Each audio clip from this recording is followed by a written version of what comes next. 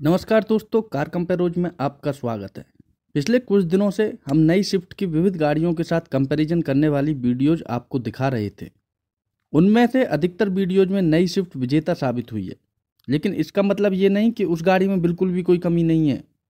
अगर मारुति ने अपने ग्राहकों की ज़रूरत को समझा होता, तो थोड़ी बहुत भी कोशिश की होती, तो आज ये नई स्विफ्ट और भी बेहतर गाड़ी बन जाती।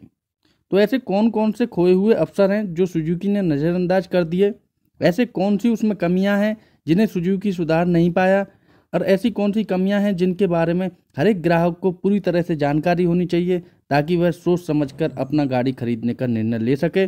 आइए देखते हैं कार कंपेरोज के स्विफ्ट 2017 के दोष, कमियां और खोए हुए अवसर वीडियो में। दोस्तों, पहला दोष है उसमें ग्राउंड क्लियरेंस। स्विफ्ट का सबसे पहला और महत्वपूर्ण दोष है उसका ग्राउंड क्लियरेंस। स्विफ्ट में सिर्फ 163 mm ग्राउंड क्लियरेंस है। मारुति पिछले 30 साल से हमारे देश में गाड़ियां बना रहा है, लेकिन अभी भी वह हमारे देश की सड़कों की सच्चाई समझ क्यों नहीं पा रहा है? पुराने जमाने में सुजुकी विकसित प्रदेशों के लिए या देशों के लिए गाड़ियां विकसित करता था और सालों बाद उन्हें यहां आकर लॉन्च करता था। इसके लिए उसकी गाड़ियां सिर्फ चिकनी सड़कों के लिए बनी हुई थी। लेकिन आज सिचुएशन बदल चुकी है। मारुति जितनी गाड़ियां हमारे देश में बेचता है, उतनी सारी मार्केट्स में बुला के नहीं बेचती हैं, और उसकी मार्केट ही इंडिया है। तो अब तो सुजुकी को हमारे देश की सड़कों की परिस्थितियों के बारे में सोचना चाहिए और उसके अकॉर्डिंग गाड़ी बनानी चाहिए। दोस्तों, रेनॉल्ट, निसान जैसे नए उत्पादक भी क्विड और रेडिगो में 180 mm के ऊपर ग्राउंड क्लियरेंस दे रहे हैं। ग्राउंड क्लियरेंस के अलावा मारुति के सस्पेंशन का ट्यूनिंग भी हमारी सड़कों के अनुरूप बनाना चाहिए, जैसे टाटा मोटर्स, फोर्ड या फिएट भी अपनी गाड़ियों में काफ़ी अच्छे से करते आ रहे हैं। दोस्तों, हमारी नज़रों में जो इसमें दूसरा दोष है वो है उसकी कीमत। अधिकतर लोग ऐसा मान लेते हैं कि स्विफ्ट बलेनो से छोटी गाड़ी है, तो इसकी कीमत भी बलेनो से कम होगी, लेकिन वास्तव में ऐसा नहीं है। अगर हम बलेनो डेल्टा और स्विफ्ट VXI की तुलना करते हैं, तो स्विफ्ट VXI की कीमत में 6,40,000 रुपये है ऑन रोड दिल्ली, और बलेनो डेल्टा की 6,52,000 रुपये, यानी कि स्विफ्ट VXI से सिर्फ 12,000 रुपये ज़्यादा।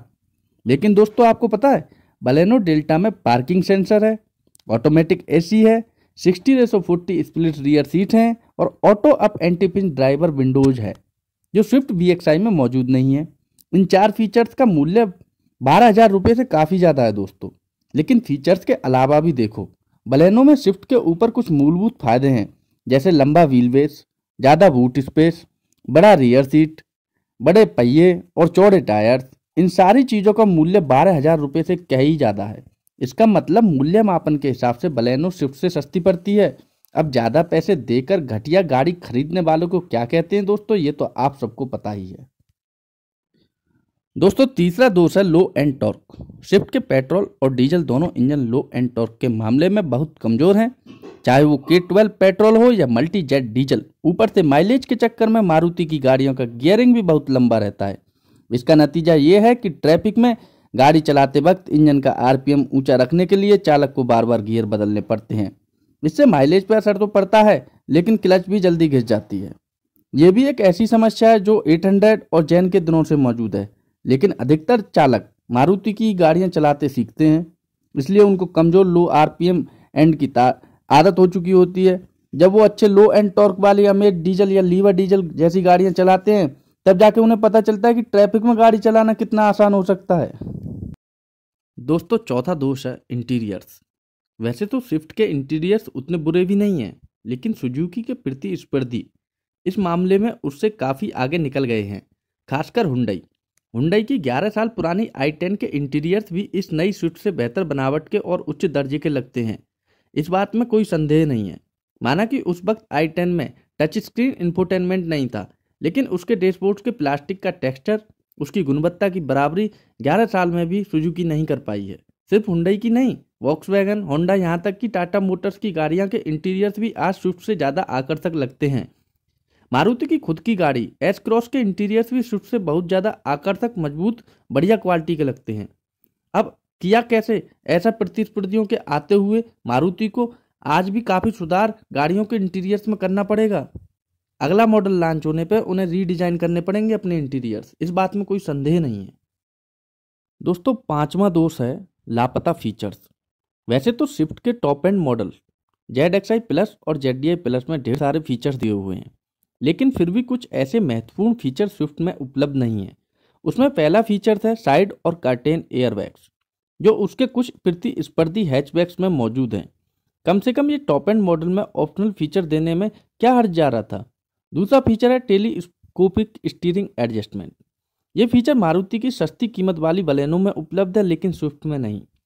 चालक को अच्छी ड्राइविंग पोजीशन हासिल करने में ये फीचर बहुत उपयुक्त रहता है।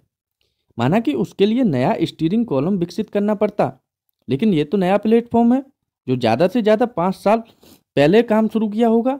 पोलो जैसी प्रतिस्पर्धियों के तो बेस मॉडल में ये फीचर्स उपलब्ध है, लेकिन वॉक्सवैगन तो 2012 से पोलो के बेस मॉडल में ये फीचर दे रहा है। तीसरा फीचर है गियर शिफ्ट पेडल्स।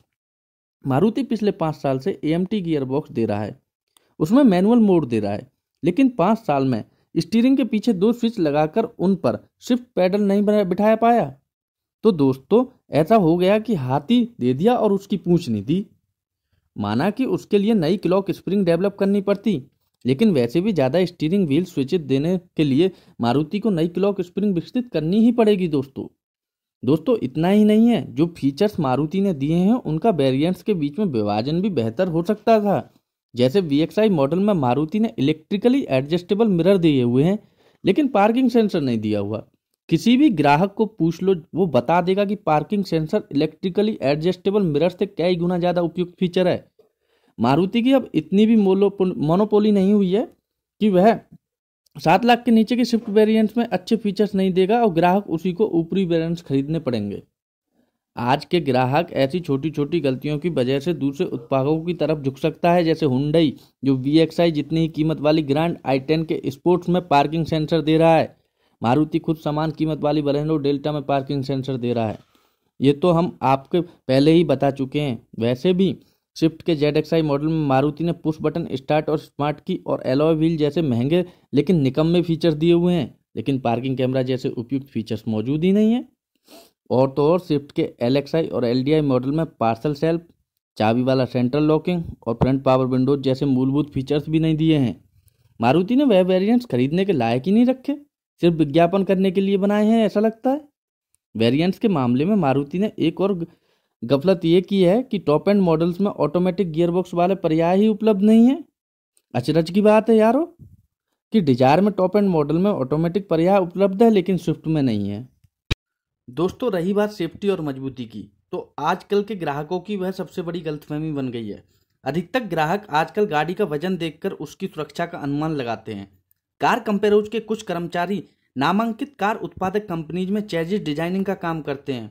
जब नए स्विफ्ट के टेरोस्टेनल रिजिडिटी एनालिसिस की बात आई, तब उसकी CAE एनालिसिस देखकर उनके सारे सहकर्मी हैरान रह गए थे, क्योंकि उनकी कंपनी की 100-200 किलो भारी वजन वाली हैचबैक्स की मजबूती 865 किलो की स्विफ्ट के आसपास भी नहीं थी। वह इसलिए क्योंकि स्विफ्ट के चेजिस की पुर्जों में हॉट स्टम्पिंग प्रणाली का इस्तेमाल किया गया है, जो उससे हल्का और मजबूत दोनों बनाती है। ग्राहकों की दूसरी गलतफहमी होती है कि इंटरनेट पर देखे एक्सीडेंट की फोटोज में मारुति की गाड़ियां ज़्यादा टूटी हुई दिखती हैं। आधुनिक गाड़ियों में जानबूझकर एक्सीडेंट में टूटने वाले बम्पर्स और बोनट विकसित किए जाते हैं। एक्सीडेंट के वक्त जो फोर्स होता है वह बम्पर और बोनट के टूटने में परिवर्तित हो जाता है दोस्तों, और अंदर बैठे यात्रियों को कम से कम ठेस पहुंचती है।